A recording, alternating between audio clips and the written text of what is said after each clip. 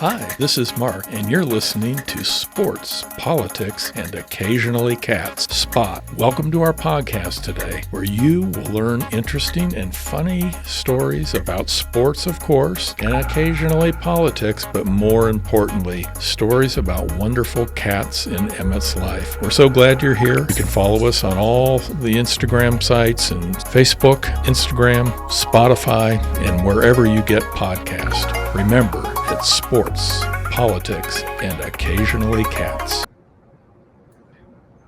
Hello, and welcome to today's episode of Sports, Politics, and Occasionally Cats. Thanks for joining us. Remember, you can find us on YouTube. We really encourage you to go out there and look for us on YouTube under Sports, Politics, and Occasionally Cats. There you go. Okay, Emmett, what do we got on tap for this week? So today, first we have a review of NFL Week 1, and I, if we can, talk a little bit about how the first game of the season started. That was horrible. I guess since we have to talk sports, we do have to talk about the first game and what the Chiefs did or didn't do. But we'll talk about the whole NFL and then we'll get into kind of our first impressions of Week 1, and then talk about the Chiefs. But we got to look ahead to what next. The Chiefs home opener tomorrow, and about, at the time this recording, 24 hours from now. That's right, just around the corner. And as we get ready to record, the Royals are in Philadelphia, desperately clawing and trying to get back into the playoff hunt, but it's not looking real good right now. So let's talk a little Royals baseball, and then we'll just wrap up with some general thoughts of the day and kind of go from there. But we're so excited to have you back on Sports, Politics, and Occasionally Cats. And remember, Emmett, what are the 3 best things people can do who watch our podcast? Like the podcast, subscribe to the podcast, and share the podcast. Yeah, share that podcast. We need to get more viewers and more likes and more subscribers. And the best way you can do it is help us out. Because, I mean, after all, sports, politics, and occasionally cats, what could be more fun than that, Emmett? Emmett, you want to kick us off? So what were your impressions of Week 1 of the NFL? I got to say, and the Cowboys and Eagles had a great matchup, but it wasn't great that Jalen Carter got ejected 6 seconds into the game. It wasn't even 6 seconds, but it was quick. Yeah, it was like, yeah, they had a player go out with the season-ending injury and got a player thrown out of the game all in 6 seconds.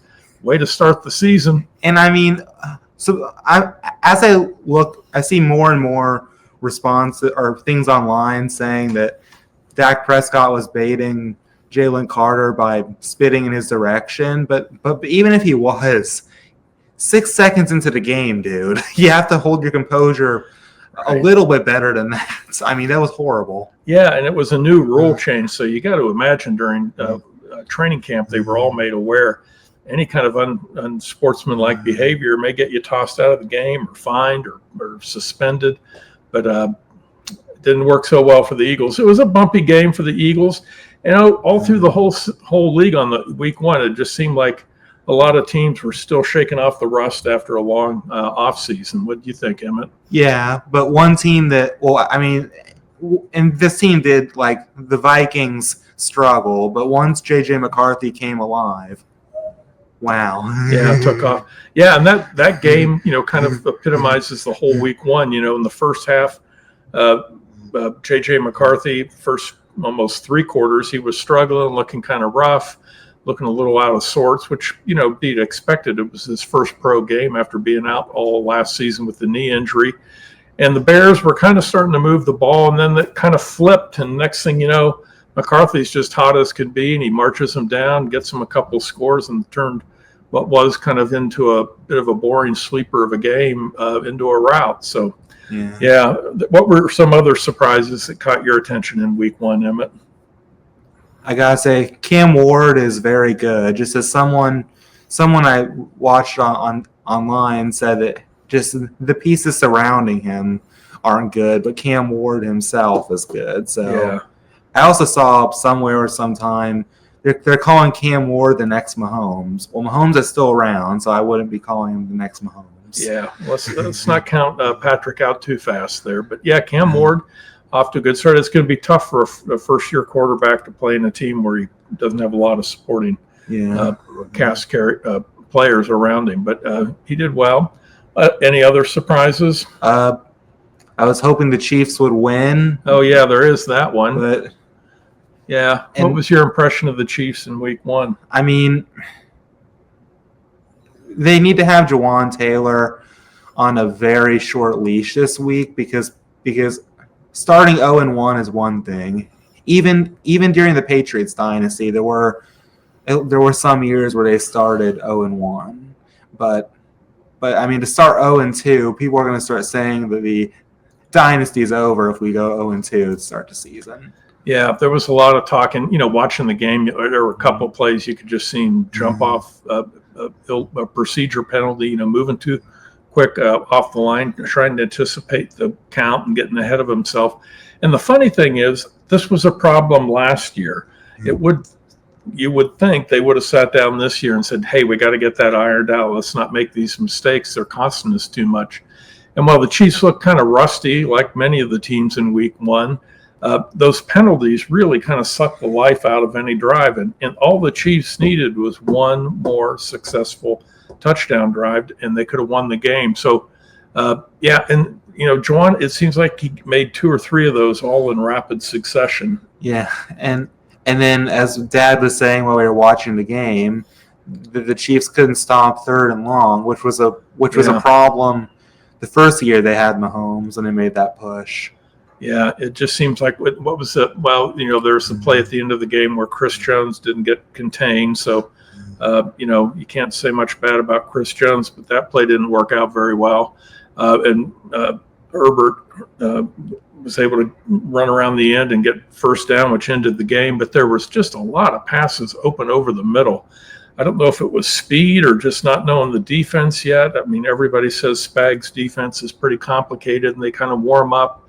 We were talking about it midweek, and people are like, well, once they get kind of their sea legs under them, get running a little better, get some more experience, they'll get tougher. But, boy, they just looked a little off on their defense, and that was supposed to be one of the big things.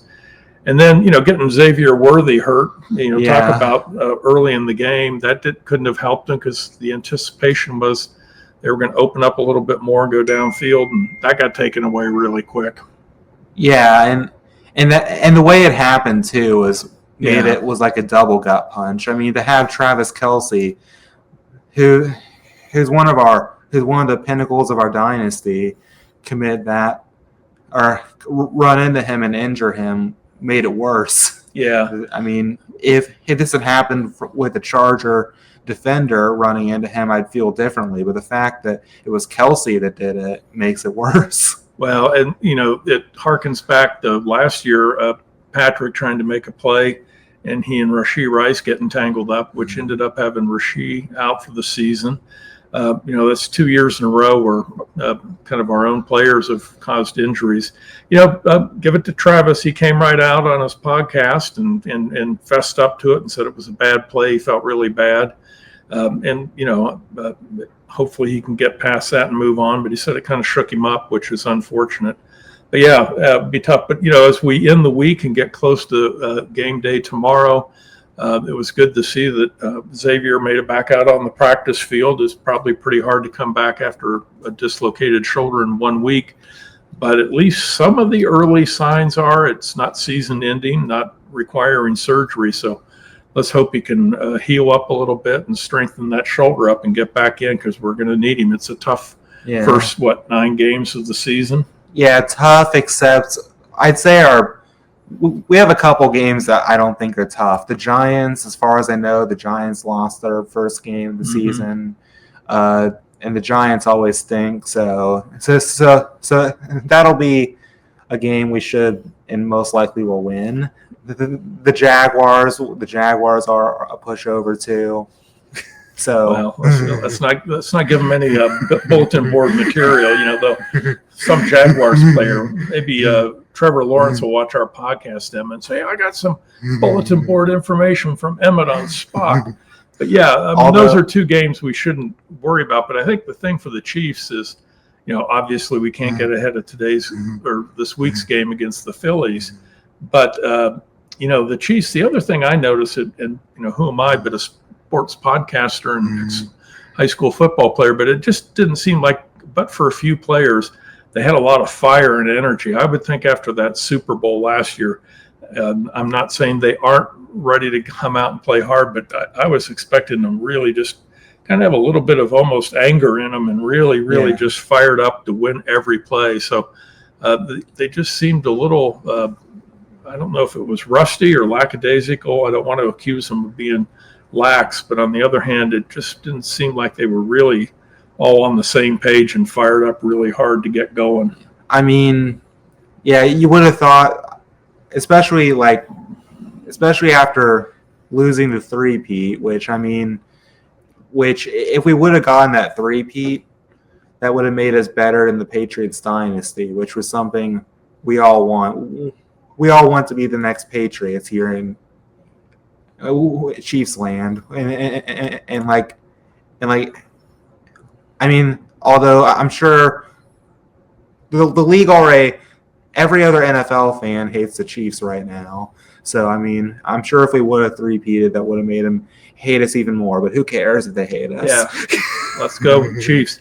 So let's talk a few minutes about the game coming up, Sunday's home opener with the Chiefs against their Super Bowl rival from last year, the Eagles. It'll be great. It's kind of funny. We got the Royals playing in Philadelphia against the Phillies and the Chiefs playing against the Eagles. It's a Kansas City Philly thing going on. Cheesesteaks and barbecue, Emmett. What more could you want?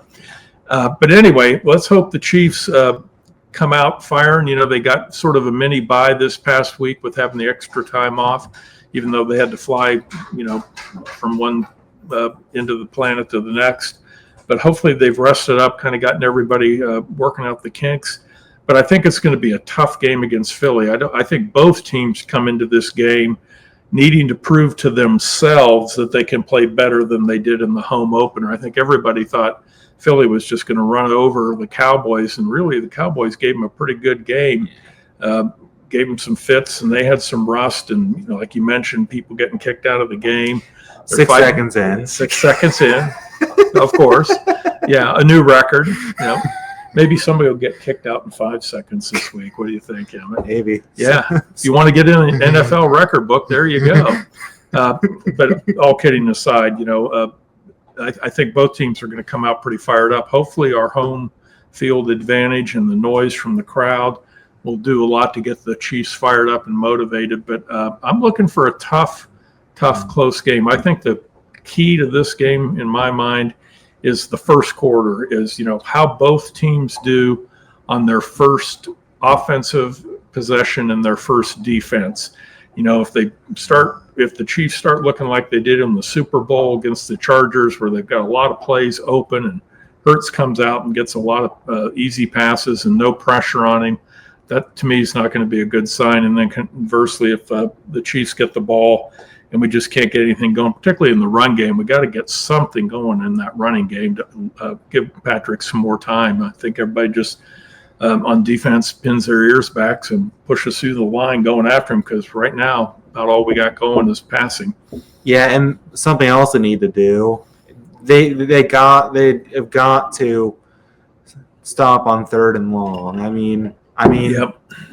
We had this problem pretty early in the Mahomes era of not being able to stop 3rd and long, and it's starting to creep up again this season. And not being able to stop on 3rd and long might got us pretty far in 2018 when it comes to the season and the playoffs. But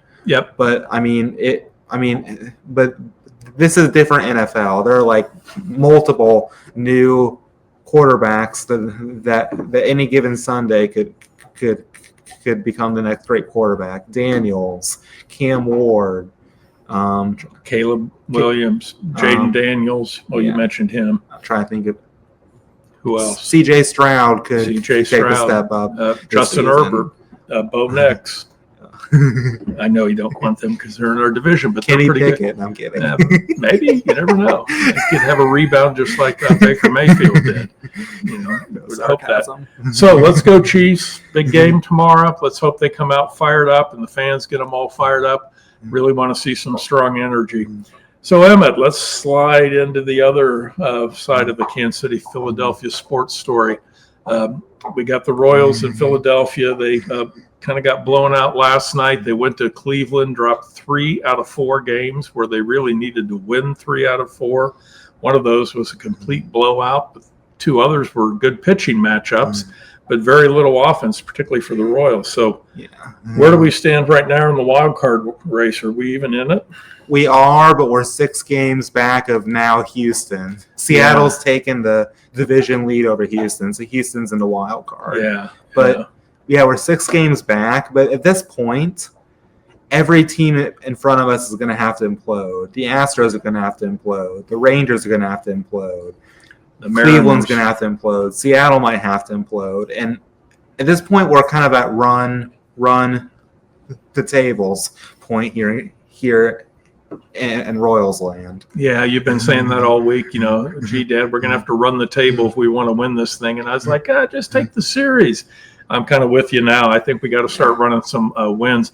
And that's kind of been the Royals did well at home when they were here. We got within a game of the wild card spot, and then they hit the road and, promptly lost all that ground. They fought so hard to gain back.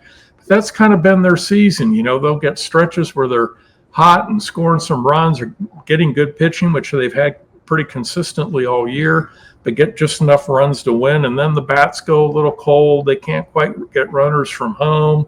And it seems like that on this road trip, they kind of hit one of those speed bumps again that they've been hitting all year long. So I'm with you. I'm not going to give up hope. It's looking harder and harder, but, it's really exciting that here we are, September 13th, 14th.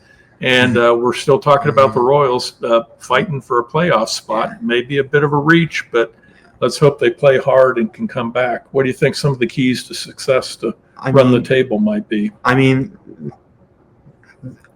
at one point in the season, I might be wrong, but I think it was late April and start of May. We were hot. We were the hottest team in baseball, and to get back in it, we're going to have to become the hottest team in baseball. And I mean, you could make the argument that if we hadn't have had that horrible month of June, like we won 1 game at home, you could make the argument we'd be in a better spot right now if we hadn't had that month. Yep. But I mean, that's the fun part, I guess, or the baseball's such a long season. You can look back in 1 month of the season, like you said, April was pretty good, and then June was like, what's going on here?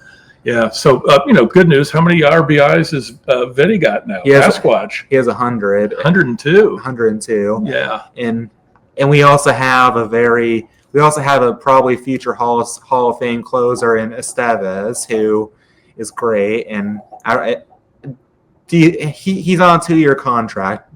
Do you think they can lock him up long term after that 2 years? Yeah, well, that'll be a trick. Relief pitchers can pull a lot of.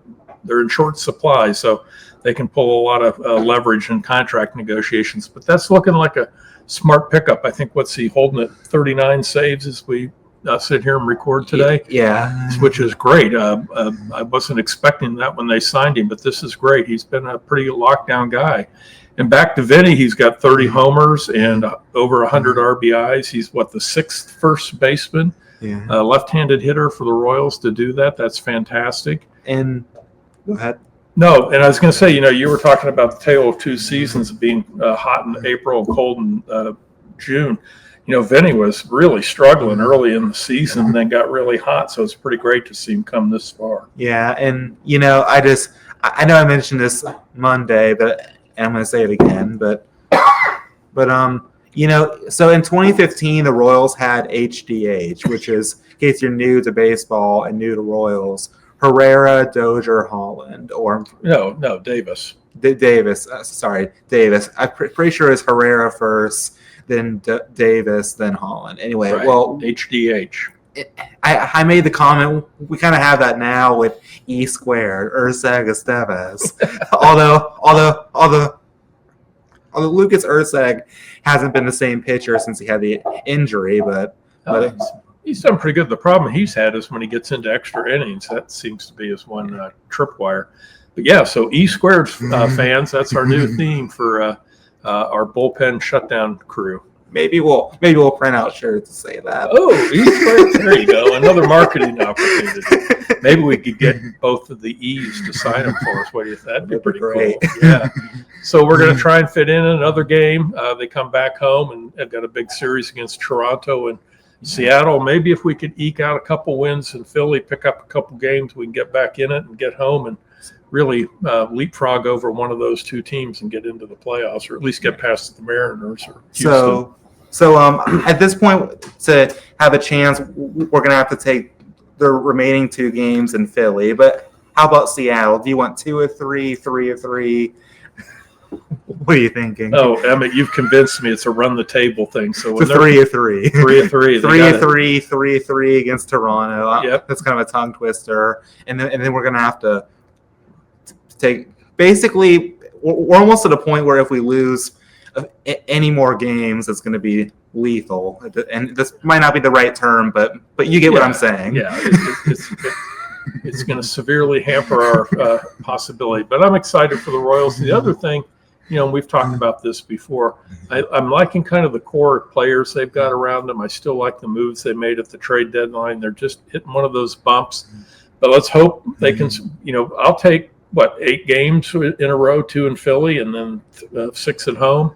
That would get them right back in contention, assuming, they pick up games on Seattle for sure, just because they're going head to head. So let's hope they can do that. And at that point, we'd be 82 and 74, which would get us pretty close, I think. We'd be maybe I don't know how many we'd be back at that point, but we'd be pretty close. It'd be a big help, a big boost. So don't want to get our hopes up too high, but let's go Royals. Let's run the table. Let's get some wins. Let's just kick back, relax, and just play good hard ball and see where we get. And hopefully by the next episode, we're talking playoff baseball. Wouldn't that be cool?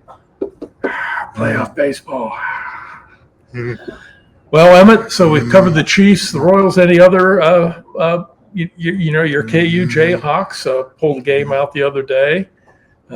K-State's down to 1-3. They lost last night. So yeah, that's kind of unfortunate because I haven't watched a whole lot of K-State football, but their quarterback looks pretty good, right? Yeah, they've been struggling. They just can't get going. They brought Army in, paid them a bunch of money to come out so they could have a mop-up game, and then Army turned around and beat them. But KU's got their new stadium. Looks like they're filling it up. So we're going to start leaning into college football. Yeah, I'm going to watch some college football once I get off here. Okay, there you go. Yeah, all night tonight and all day tomorrow. Football, and more football. Squeeze in a Royals game here and there. So we covered all the sports. Emmett, I wrote down one thing as we talked about going in, and what was the magic word I put out there, or the word? Empathy. Yeah. So, all I'm going to say is it's been a kind of a rough week all around for everybody. And the thing that strikes me as you read the news and see how people are reacting to the events in Utah, the events in Colorado, almost literally at the same time, but particularly as it relates to how we talk about things. Just a little bit of empathy, a little bit of understanding. Emmett and I don't always agree on our sports perspectives, but we come here and we talk about them and do it civilly. And I know that's oversimplifying, but, we've got a lot of issues going on, and it would just be nice if we could all take the time to carefully listen to people who we don't always agree with, but not see them as villains. Yeah, and I mean, even if you don't agree with someone, like there have been people in my life that I don't agree with anything that. No, I shouldn't phrase like that. There are people in life that I don't agree with everything they say, but it's important that if you don't agree, you have to stay civil and you have to be respectful and not. Well, not think violence is a way to solve anybody's problem. And always be kind and understand that person has a different view, but that doesn't make them any less of a human than you are. Just because they disagree. Yeah, I think you hit a key phrase there, Emmett. Be kind. Be kind to all of us. We're all in this little world together. spinning round and round every day, and we need to all kind of be pushing in the same direction, which is trying to make things better for everybody. Yeah. So we wanted to close this week with be nice, be kind, show some empathy. Remember, be agreeable even if we are disagreeing. Seek to understand what the other person is really trying to say, and work towards something, some common ground and some common solutions. It's too important for all of us to just run to our corners and think that we can just yell and scream and heaven forbid, in most extreme cases, be violent. There's really no reason for that, regardless of who's exercising their freedom of speech, whether you're on one side of an issue or the other. You ought to have the right to speak about those things in public and engage the public in those, and not feel as if you got to be concerned for your health and the health and well-being of your family. So again, let's all be kind, Emmett, right? Yep. Be kind and do unto others, as the pastor at my church always says.